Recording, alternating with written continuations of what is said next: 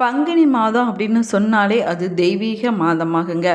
இந்த மாதத்தில் வரக்கூடிய ஒவ்வொரு நாளும் ரொம்பவே சிறப்பு வாய்ந்த நாளாகும். அந்த வகையில் பங்குனி மாதத்தில் வரக்கூடிய அமாவாசை ரொம்பவே சிறப்பு வாய்ந்ததாக சொல்லப்படுதுங்க.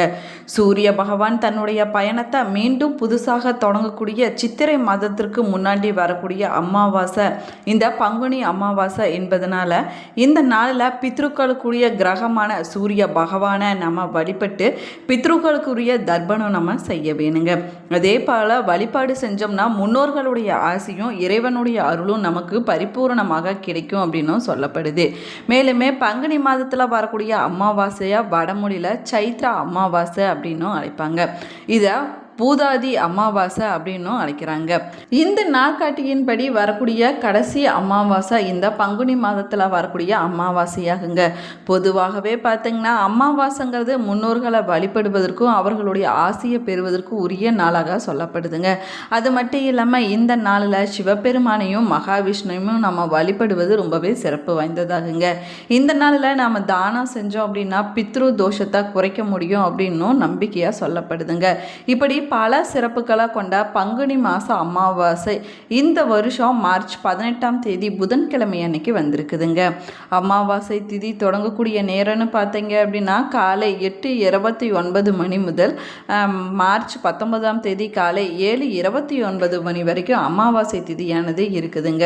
பங்குனி மாத அமாவாசை நாளில் நம்ம நீர்நிலைகளுக்கு சென்று புனித நீராடணும் அப்படின்னா நம்முடைய பாவங்கள் அனைத்தையுமே நீங்கிவிடும் அப்படின்னும் நம்பிக்கையாக சொல்லப்படுது. அது மட்டும் இல்லாமல் முன்னோர்களுடைய ஆசையோடு சேர்ந்து இறைவனுடைய அருளை பெறுவதற்கு மிகச்சிறந்த நாளாக இந்த பங்குனி அமாவாசை நாளானது சொல்லப்படுதுங்க. இந்த நாளில் செய்யக்கூடிய முன்னோர் தர்ப்பணம் அவர்களுக்கு முத்தியும் ஆத்ம சாந்தியும் கொடுக்கும் அப்படின்னும் நம்பிக்கையாக சொல்லப்பட்டிருக்குது. மேலுமே பங்குனி மாத அமாவாசையில் சூரிய வழிபாடு செஞ்சோம் அப்படின்னா நல்ல ஆரோக்கியமானது கிடைக்குங்க. நம்முடைய வாழ்க்கையில் நல்ல முன்னேற்றமானது இருக்கும். இது வரைக்கும் இருந்துட்டு வந்த காரிய தடைகள் அனைத்துமே விலகிவிடுங்க. அமாவாசையில் செய்யக்கூடிய பித்ரு தர்ப்பணங்கள் நேரடியாக அவர்களால் ஏற்றுக்கொள்ளப்படுங்க. இதனால் பித்ரு தோஷம் பித்ரு சாபத்திலிருந்து நம்மளால் விடுபட முடியும் அப்படின்னும் சொல்லப்படுது. பங்குனி அமாவாசை நாளில் நம்ம ஒரு சில விஷயங்களை கண்டிப்பாக செய்ய வேணுங்க. அது என்ன அப்படின்னு பார்க்கலாம் வாங்க. முன்னோர்களுடைய ஆசை கிடைப்பதற்கும் அவர்களுடைய ஆத்மா சாந்தி அடைவதற்கும் நம்ம விரதத்தை கடைபிடிக்க வேணுங்க. காலையில் சூரிய உதயத்திற்கு முன்னாடி எழுந்திருச்சு புனித நீர் ஆடி அமாவாசை திதி தொடங்கிய பிறகு சூரியனை சாட்சியாக வைத்து நம்ம தர்ப்பணம் கொடுக்க வேணுங்க. அதற்கு பிறகு சூரியனுக்கு நீர் சமர்ப்பித்து நம்ம வழிபாடு செய்ய வேணும். முன்னோர்களுடைய பெயரில் நாம் தானம் செய்ய வேணுங்க. தானம் கொடுத்து முடித்த பிறகு ஏழைகள் வயதானவங்க பிராமணர்கள் என யாருக்காவது ஒருவருக்கு நம்ம தானம் கொடுக்க வேணுங்க. யாராவது ஒருவருக்காவது இந்த நாளில் அன்னதானம் கொடுப்பது ரொம்பவே சிறப்பு வாய்ந்ததாகுங்க. அதே போல் காகத்திற்கு நம்ம உணவு வைக்க வேணும். பூனைக்கு பால் கொடுப்பது, பசுமாட்டிற்கு அகத்திக்கீரை இல்லைன்னா வெல்லம் கலந்த பச்சரிசி கொடுப்பது ரொம்பவே சிறப்பானதாகுங்க. தர்ப்பணம் கொடுப்பதற்கு இணையான பலன்களை நமக்கு பெற்றுக் கொடுக்கும் அப்படின்னும் சொல்லப்படுது. அதே போல் மாலை நேரத்தில் அரச மரத்தடியில் நல்லெண்ணெயில் நம்ம தீபம் ஏற்றி வழிபட வேணுங்க. சனி பகவானுக்கு கருப்பு எல் நீல பூக்கள் போன்றவற்றை படைத்து அன்றைய நாளில் வழிபடுவது சிறப்பாகுங்க. முன்னோர்கள் மோட்சம் அடைவதற்காக பக்கத்தில் இருக்கக்கூடிய சிவன் கோவிலுக்கு சென்று தீபம் ஏற்றி நம்ம வழிபட்டுட்டு வர வேணுங்க. பங்குனி மாத அமாவாசை நாளில் நம்முடைய முன்னோர்களுக்கு திதி கொடுத்து வணங்க வேண்டியது ரொம்பவே முக்கியமானதாகுங்க. ஒவ்வொரு தெய்வத்திற்கும் ஒவ்வொரு திதி ரொம்பவே விசேஷமானதாக சொல்லப்படுது. அதாவது பார்த்திங்கன்னா சதுர்த்தி திதி முழு முதற் கடவுளான விநாயகப் பெருமானுக்கு உரியதாகுங்க. அதே போல் சஷ்டி முருகப்பெருமானுக்கு உரிய திதியாகவும் சொல்லப்படுது. ஏகாதேசி மகாவிஷ்ணுவிற்கும் அஷ்டமி பைரவருக்குரியதாகுங்க. அதே போல் சதுர்தசி சிவனுக்கும் பௌர்ணமி அம்மனுக்கு உரியதாகும். இதே போல் மறைந்த முன்னோர்களுக்கு அதாவது பித்ருக்களுக்கு உரிய திதியாக சொல்லக்கூடியது அமாவாசை திதியாகுங்க. அமாவாசை அன்னைக்கு முன்னோர்களுக்கு தர்ப்பணம் சிதார்த்தம் திதி முதலியவற்றை நம்ம தவறாமல் செய்வது ரொம்பவே முக்கியமானதாகுங்க. நம்ம இப்படி செய்வதனால பித்ருக்களுடைய பசியும் தாகமும் தீர்ந்துவிடும் அப்படின்னும் சொல்லப்படுதுங்க. இப்படி நம்முடைய முன்னோர்களுக்கு நம்முடைய இருப்பிடத்திற்கு வரவழைத்து அவர்களுடைய பசி தாகம் தீர எள் கலந்த நீரை தர்ப்பணம் சித்தார்த்தம் செய்யும்போது அவர்கள் நம்முடைய வீட்டிற்கு வந்து நம்ம தரக்கூடிய எள் கலந்த நீரை ஏற்றுக்கொண்டு பசி தாகத்தை தணித்து கொள்வாங்க அப்படின்னும் சொல்லப்படுது. மேலுமே தர்ப்பணம் செய்யக்கூடிய நாளன்னைக்கு, அதாவது அமாவாசை அன்னைக்கு பித்ருக்களுக்கு பிடிக்காத சில விஷயங்களை நம்ம தவிர்த்து கொள்ள வேணுங்க. அமாவாசை நாளில் நம்ம வீட்டு வாசலில் கோலம் போடுவதை தவிர்த்து கொள்ள வேணும். அதே போல் மணி அடிக்கக்கூடிய ஒலியோ இரும்பு பாத்திரத்தில் ஒலி எழுப்புவதையும் நம்ம தவிர்த்து கொள்வது ரொம்பவே நல்லதுங்க.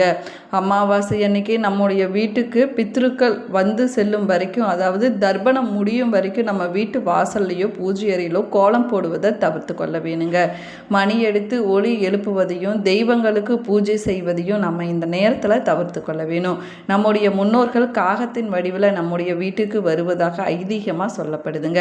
அதனால தான் அன்றைய நாளில் காகத்துக்கு உணவு வைப்பது ரொம்பவே முக்கியமானதாக சொல்லப்படுது.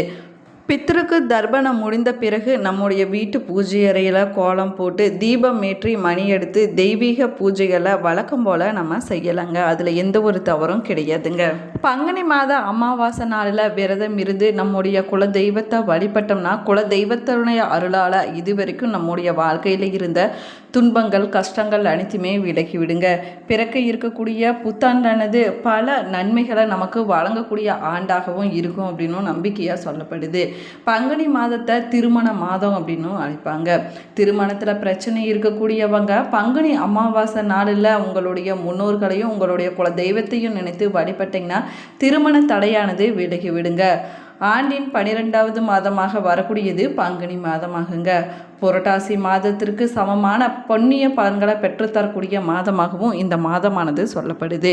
பங்குனி மாதம் தெய்வ திருமணங்கள் நிறைய நடந்திருப்பதாக சொல்லப்படுதுங்க. அது மட்டும் இல்லாமல் பங்குனி அப்படின்னாவே மங்களகரமான மாதம் அப்படின்னும் சொல்லப்படுது. இந்த மாதத்தில் வரக்கூடிய அமாவாசை பௌர்ணமி திதிகள் ரொம்பவே விசேஷமானதாகுங்க. இந்த நாளில் நீங்கள் விரதம் இருந்து வழிபட்டிங்கன்னா சுப காரியத்தில் ஏற்படக்கூடிய தடைகள் தாமதங்கள் அனைத்துமே உங்களுடைய முன்னோர்கள் மற்றும் குல தெய்வத்துடைய அருளால் விலகிவிடுங்க. குலதெய்வ கோவிலுக்கு செல்ல வாய்ப்பு இருக்கக்கூடியவங்க குலதெய்வ கோவிலுக்கு சென்று அன்றைய நாளில் நீங்கள் வழிபட்டுட்டு வருவது ரொம்பவே சிறப்பானதாகுங்க.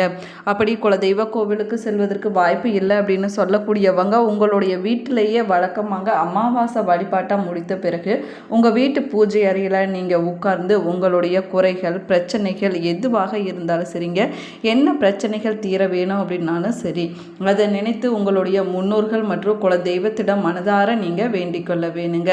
குழந்தை பாக்கியம் இல்லாமல் மனவேதனையில் இருக்கக்கூடியவங்க பங்குனி மாத அமாவாசை நாளில் அம்மன் கோவிலுக்கு சென்று நீங்கள் வழிபட்டுட்டு வருவதும் அர்ச்சனை செய்துட்டு வருவதும் உங்களுடைய குறைகளை சொல்லி அம்மனிடம் முறையிட்டிங்கன்னா நிச்சயமாக குழந்தை பாக்கியமானது கிடைக்கும் அப்படின்னும் சொல்லப்படுதுங்க. நாங்கள் வெளியூரில் இருக்கிறோம், வெளிநாடுகளில் இருக்கிறோம், எங்களால் எங்களுடைய முன்னோர்களுக்கு தர்ப்பணம் கொடுக்க முடியாது, காகத்திற்கு எள் கலந்த சாதம் வைப்பதற்கு வாய்ப்பில்லை அப்படின்னு சொல்லக்கூடியவங்க அன்றைய நாளில் உங்களால் முடிந்த அளவுக்கு பசியோடு இருக்கக்கூடிய யாராவது 3 பேருக்காவது பசி தீர்வதற்கு நீங்கள் உணவை வாங்கி கொடுக்கலாங்க. பங்குனி மாத அமாவாசை நாளில் நீங்கள் கொடுக்கக்கூடிய அன்னதானம் உங்களுடைய குலத்தை தலைய வைக்கும் அப்படின்னும் சொல்லப்படுதுங்க. இந்த நாளில் சூரிய உதயத்திற்கு முன்னாடியே நீங்கள் எழுந்திரிச்சு நீர்நிலைகளுக்கு சென்று நீங்கள் நீராடிய பிறகு உங்களுடைய முன்னோர்களுக்கு நீங்கள் தர்ப்பணம் கொடுக்க வேணுங்க. அதற்கு பிறகு வீட்டுக்கு வந்து வழக்கம் போல் முன்னோர்களுக்கு படையல் போட்டு காகத்திற்கு நீங்கள் உணவு வைக்க வேணும். ஏதாவது காரணத்தினால முன்னோர்களுக்கு தர்ப்பணம் கொடுக்க முடியவில்லை அப்படின்னு சொல்லக்கூடியவங்க அமாவாசை விரதத்தை கடைப்பிடிக்க முடியல அப்படின்னு சொல்லக்கூடியவங்க கருப்பு மற்றும் வெள்ளை எள் கலந்த உணவை காகத்திற்கு நீங்கள் வைத்து வழிபடலாங்க. இது முன்னோர்களுக்கு தர்ப்பணம் கொடுத்ததற்கு சமமான பலன்களை பெற்றுக் கொடுக்கும் அப்படின்னு சொல்லப்படுது. பொதுவாக அமாவாசை நாளில் தலைமுடியை வெட்டக்கூடாதுங்க. நகம் வெட்டுவது போன்ற செயல்களை நம்ம செய்யக்கூடாது.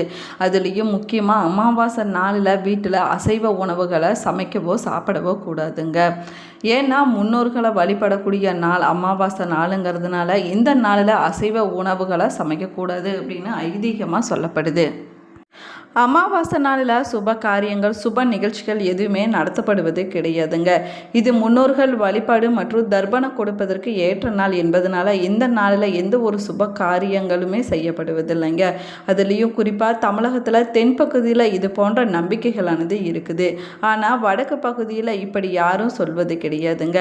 நிறைந்த அமாவாசையில் கடை திறப்பது, புதிய வாகனங்களை வாங்குவது, நிலம் பதிவு செய்வது போன்ற புதிய தொடக்கங்கள் மற்றும் பெருக்கத்திற்கான காரியங்களை செய்வதை வழக்கமாகவே வச்சிருக்கிறாங்க.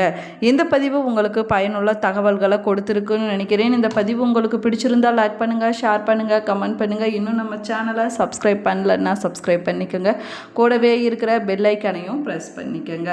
உங்களுக்கு ஜோதிட ரீதியாக சந்தேகம் இருந்தாலும் சரிங்க, தனிப்படையாக ஜோதிடம் பார்க்க விரும்பினாலும் சரி, இந்த வீடியோக்கு கீழே டிஸ்கிரிப்ஷனில் வராகியம்மன் ஜோதிட நிலையத்தோட தொலைபேசி எண் கொடுத்துருக்குறேன். இந்த எண்ணுக்கு தொடர்பு கொண்டு பேசி பாருங்கள். உங்கள் பிரச்சனைகளுக்கு சரியான தீர்வு கிடைக்குங்க. உங்களுடைய குல தெய்வத்துடைய பெயரையும் இஷ்ட தெய்வத்துடைய பெயரையும் மறக்காமல் கமெண்ட் பாக்ஸில் கமெண்ட் பண்ணுங்கள். Thank you friends.